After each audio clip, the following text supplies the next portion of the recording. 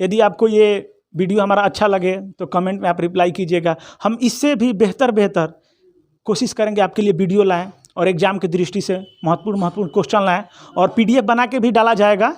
लेकिन ये मेरा छोटा सा प्रयास, आप कमेंट करके बताइए कि मेरा प्रयास कैसा लगा आपको। और हम आपके लिए एक छोटा सा टॉपिक लेके आए हैं, भारत पर अरब मुस्लिम आक्रमण।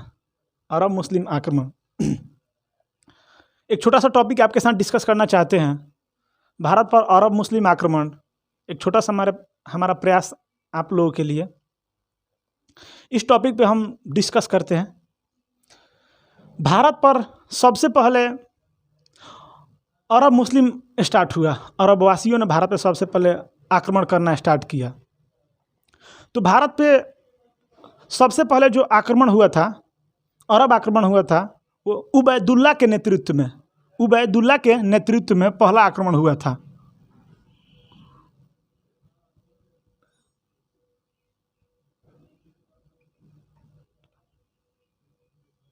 उबैदुल्लाह के नेतृत्व में प्रथम आक्रमण हुआ था। ये आक्रमण 711 ईस्वी में, ये आक्रमण 711 ईस्वी में आरंभ हुआ। लेकिन ये आक्रमण भारत में असफल था। दुनिया सफल लोगों को याद रखती है, असफल को नहीं। और जो हमारे एग्जाम में क्वेश्चन पूछे जाते हैं, जो हमारा पैटर्न है, सफल से पूछे जाते हैं। लेकिन ये कभी कहीं देखने को मिल जाता है। जैसे आप घटना चक्र लगाइएगा या महेश बंडवाल का किताब लगाइएगा 6th to 12th, उसमें कहीं आपको देखने को मिल जाएगा कि भारत में सबसे पहले असफल आक्रमण 711 ईस्वी में उबैदुल्ला के नेतृत्व में ये आक्रमण हुआ। लेकिन ये आक्रमण असफल था। हम आगे यदि हम बात करें तो इराक के शासक हाकिम अल हजाज, इराक के शासक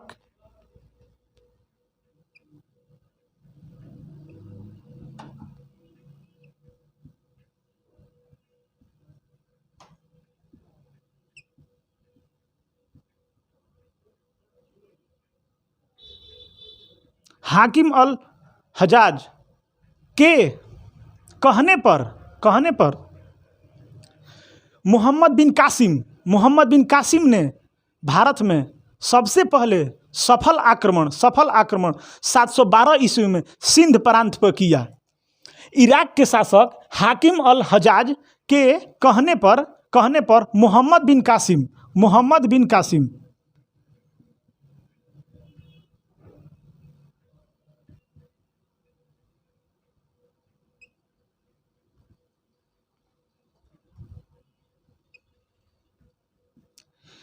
इराक के जो शासक थे हाकिम अल हजाज, वो थे ना मोहम्मद बिन कासिम के नेतृत्व में अरबों को भारत पर भेजा। और जो मोहम्मद बिन कासिम थे हाकिम अल हजाज के दामाद भी थे और भतीजा भी थे।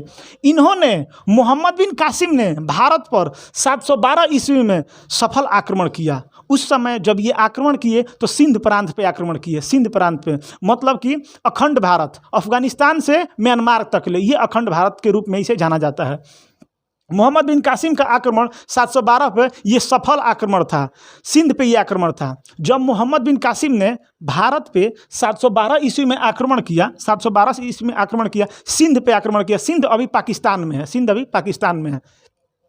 तो उस समय सिंध के राजा थे दाहिर। सिंध के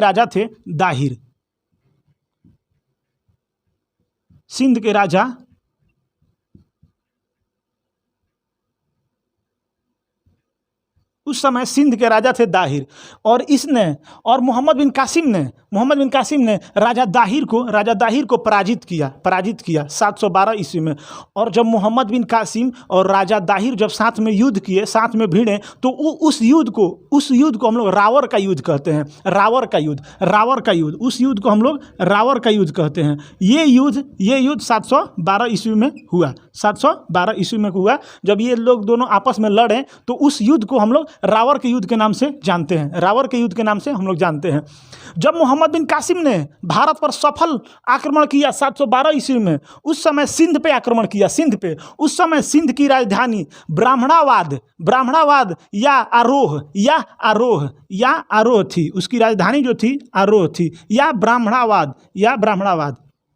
मोहम्मद बिन कासिम का ये सिंध पे आक्रमण सफल आक्रमण था, यानी कि भारत पे आक्रमण करने वाला प्रथम सफल मुसलमान मोहम्मद बिन कासिम, यानी कि मोहम्मद बिन कासिम ने भारत पर सफल आक्रमण किया 712 ईस्वी में। उस समय वहाँ का जब सिंध पे आक्रमण किया था, ये सिंध प्रांत पे आक्रमण किया था, उस समय सिंध के राजा कौन थे?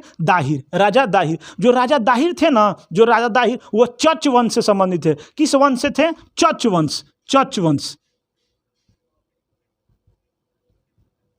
जो राजा दाहिर थे वो चच वंश से संबंधित थे। राजा दाहिर चच वंश से संबंधित थे। जब मोहम्मद बिन कासिम और दाहिर जब आपस में भिड़े तो उस युद्ध को रावर के युद्ध के नाम से हम लोग जानते हैं, रावर के युद्ध से नाम से जानते हैं।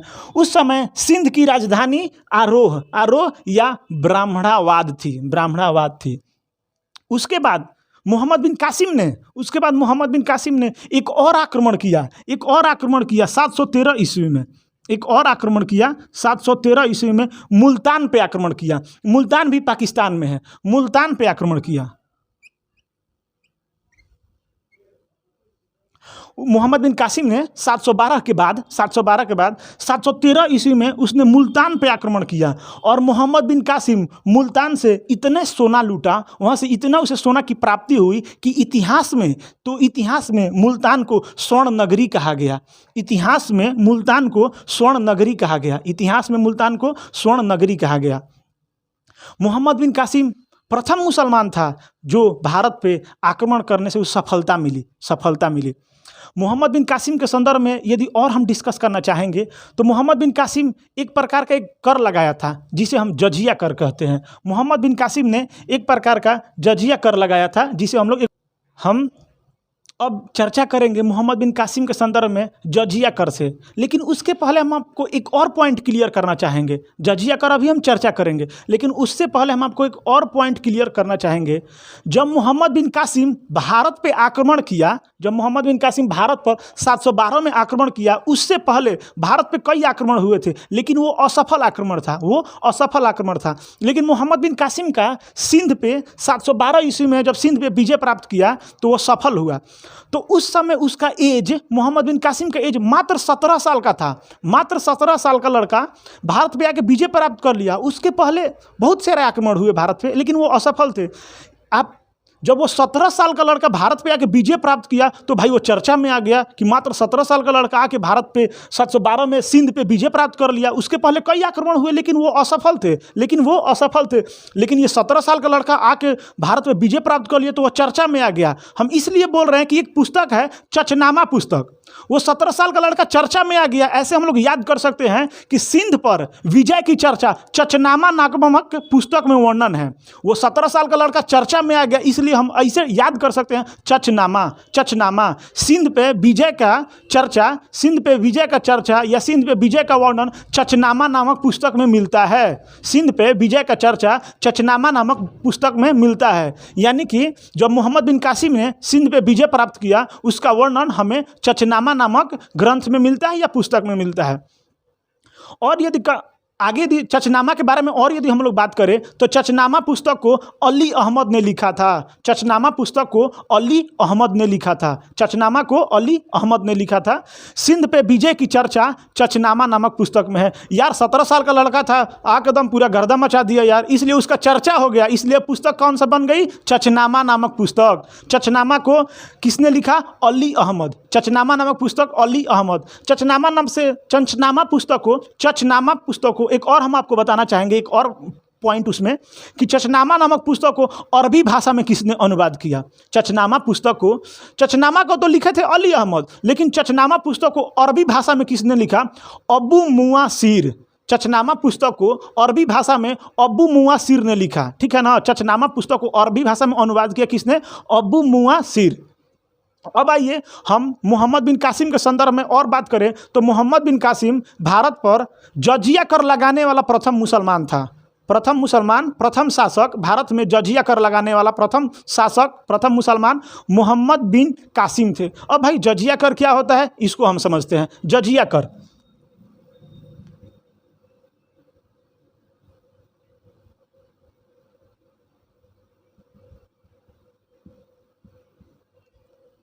हम लोग अब डिस्कस करेंगे, थोड़ा दो चार फैक्ट हम लोग क्लियर कर लें जजिया कर से। ठीक बेटा नो, जजिया कर से अब हम लोग जजिया कर से जजिया कर के बारे में समझते हैं। हम लोग जजिया कर अपने भाषा में समझेंगे ताकि हम किसी को समझा पाएँ जजिया कर है क्या, जजिया कर आखिर है क्या। हम लोग समझते हैं जजिया कर है क्या। एक मान लीजिए एक कोई छोटा सा प्रांत हो या कोई छोटा सा एक शहर हो, समझने के लिए उदाहरण के लिए बता रहे हैं, एक छोटा सा कोई प्रांत हो या कोई जगह हो या कोई शहर हो, वहाँ पे मुस्लिम की अधिकता है, मुस्लिम की अधिकता या मुस्लिम बेल्ट क्षेत्र है, तो वहाँ पे कोई अदर संप्रदाय के व्यक्ति, अदर धर्म के व्यक्ति, अदर जाति के व्यक्ति वहाँ पे रहना चाहते हैं, उस मुस्लिम बेल्ट में रहना चाहते हैं, तो आपको ये टैक्स देना पड़ेगा, आपको ये टैक्स देना पड़ेगा। इसी को हम लोग जजिया कर कहा गया। इसी को जजिया कर कहा गया। जो भारत में सबसे पहले जजिया कर लगाने वाला शासक था मोहम्मद बिन कासिम था। जजिया कर जजिया कर एक प्रकार का कर था जो कि ये मुस्लिम लोगों से नहीं लिया जाता था। लेकिन मोहम्मद बिन कासिम ने जजिया कर से पाँच लोगों को मुक्त रखा। जजिया कर 5 लोगों से नहीं लेता था, 5 लोगों को इस कर से मुक्त रखा। 5 लोग, बूढ़ा व्यक्ति, बीमार व्यक्ति, विकलांग, ब्राह्मण और महिला। फिर से 5 व्यक्तियों को इस कर से वो मुक्त रखा। बूढ़ा व्यक्ति, बीमार व्यक्ति, विकलांग, ब्राह्मण और औरत, इनको वो 5 लोगों से ये कर से मुक्त रखा, उनसे ये कर नहीं लेता था। भारत में जजिया कर लगाने वाला प्रथम मुसलमान मोहम्मद बिन कासिम था। उसके बाद इसने ब्राह्मणों पे जजिया कर नहीं लगाया। लेकिन आपको एक शासक आएगा आगे दिल्ली सल्तनत में, तुगलक वंश का एक शासक है फिरोज शाह तुगलक, उसने ब्राह्मणों से भी जजिया कर लिया। उसने ब्राह्मणों पे भी जजिया कर लगाया या ब्राह्मणों से भी जजिया कर लिया। यानी कि ब्राह्मणों पे जजिया कर लगाने वाला प्रथम शासक फिरोज शाह तुगलक, FST फिरोज शाह तुगलक था। यदि जजिया कर से और हम 2-3 को फैक्ट क्लियर करना चाहें तो जजिया कर को मुगल वंश का एक शासक आएगा अकबर।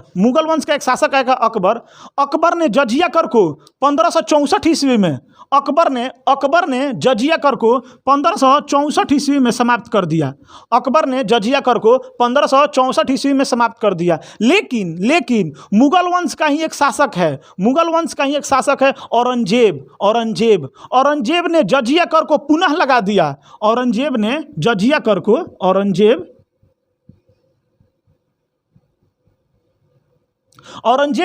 कर को पुनः लगा दिया। जजिया कर को पुनः किसने लगाया? औरंगजेब। 1679 ईस्वी में जजिया कर को औरंगजेब ने पुनः लगाया 1679 ईस्वी में। यदि जजिया कर से और यदि हम फैक्ट आपको क्लियर करना चाहें जजिया कर से, तो एकमात्र मुगल वंश का शासक औरंगजेब ही था जिसने अंग्रेजों से भी जजिया कर ले लिया। औरंगजेब मुगल वंश का एकमात्र ऐसा शासक था जिसने अंग्रेजों से भी जजिया कर लिया। तो अंग्रेज से भी जजिया कर लेने वाला शासक औरंगजेब। जजिया कर को पुनः किसने लगाया? औरंगजेब 1679 ईस्वी में। जजिया कर को उस मुगल वंश का नाम बताइए जिसने जजिया कर को समाप्त किया था? अकबर 1564 ईस्वी में। लेकिन भारत में सबसे पहले जजिया कर लगाने वाला शासक मोहम्मद बिन कासिम, जजिया कर लगाने वाला प्रथम शासक मोहम्मद बिन कासिम। लेकिन एक मुगल वंश का ही शासक आएगा, मुगल वंश कहिए या और बेहतर रहेगा उसको उत्तर मुगल काल कहिए। एक और शासक आएगा उत्तर मुगल काल का ही शासक आएगा, उसका नाम है मोहम्मद शाह या रंगीला बादशाह या रोशन अख्तर। उसको 3 नाम से जानते हैं, मोहम्मद शाह या रंगीला बादशाह या रोशन अख्तर। उसने जजिया कर को पूर्ण रूप से खत्म कर दिया, ये सब कर नहीं लगेगा। यानी कि पूर्ण रूप से जजिया कर को किस शासक ने खत्म किया? पूर्ण रूप से खत्म, ये सब अब नहीं चलेगा। तो मोहम्मद शाह या रंगीला बादशाह या रोशन अख्तर। यानी कि हम लोग यहाँ पे जजिया कर से जो फैक्ट था देख लिए, फिर एक बार रिवीजन कर लेते हैं जजिया कर से। भारत में जजिया कर लगाने वाला प्रथम मुस्लिम शासक मोहम्मद बिन कासिम। लेकिन इन्होंने 5 व्यक्तियों को जजिया कर से अलग रखा था। जिसमें एक ब्राह्मण भी थे, लेकिन ब्राह्मणों से भी जजिया कर लिया। FST फिरोज शाह तुगलक, ब्राह्मणों पे भी जजिया कर लगा दिया। उसके बाद जजिया कर को ख़त्म किया अकबर ने 1564 ईस्वी में, अकबर ने 1564 ईस्वी में। लेकिन मुगल वंश का ही एक शासक आएगा आपको, औरंगजेब ने पुनः जजिया कर लगा दिया। पुनः जजिया कर की शासक ने लगाया औरंगजेब 1679। लेकिन पूर्ण रूप से जजिया कर खत्म, पूर्ण रूप से जजिया कर खत्म मोहम्मद शाह या रंगीला बादशाह या रोशन अख्तर, ये एक ही नाम है, एक ही शासक का। इन्होंने पूर्ण रूप से जजिया कर खत्म कर दिया, जजिया कर खत्म कर दिया। यदि हम लोग का आज का टॉपिक था अरब आक्रमण था, अरब वासियों ने सबसे पहले भारतीयों को हिंदू कहकर संबोधित किया। सबसे पहले हिंदू शब्द का भारतवासियों के लिए हिंदू शब्द का प्रयोग सबसे पहले अरबवासियों ने किया। मोहम्मद बिन कासिम का भारत पे आक्रमण करने का उद्देश्य सिर्फ धन दौलत लूटना था, धन दौलत लूटना और इस्लाम धर्म का प्रचार करना, ना कि सत्ता का स्थापित करना। मोहम्मद बिन कासिम सिर्फ धन दौलत लूटना चाहता था और इस्लाम धर्म का प्रचार किया और वापस लौट गया। उसके बाद मोहम्मद बिन कासिम भारत में ऊंट पालन और खजूर की खेती प्रारंभ किया था। तो मोहम्मद बिन कासिम के संदर्भ में एक छोटा सा हम प्रयास किए आप लोगों को समझाने के लिए। यदि आपको अच्छा लगे तो इससे बेहतर भी हम वीडियो लाएंगे। और यदि एक फैक्ट और यदि हम क्लियर यहाँ पे करना चाहेंगे, एक हमारे लेखक हैं, उनका जो एक पुस्तक है पंचतंत्र के लेखक हमारे हैं विष्णु शर्मा ने पंचतंत्र को लिखा। तो ये जो हम बोलने वाले हैं ये एक NDA 2022 में क्वेश्चन पूछा हुआ है कि पंचतंत्र जो पुस्तक है उसको विष्णु शर्मा ने लिखा है। तो पंचतंत्र पुस्तक को अरबी भाषा में किस नाम से अनुवाद किया गया है? पंचतंत्र पुस्तक को अरबी भाषा में किस नाम से अनुवाद किया गया है? काली लावा दिन्ना।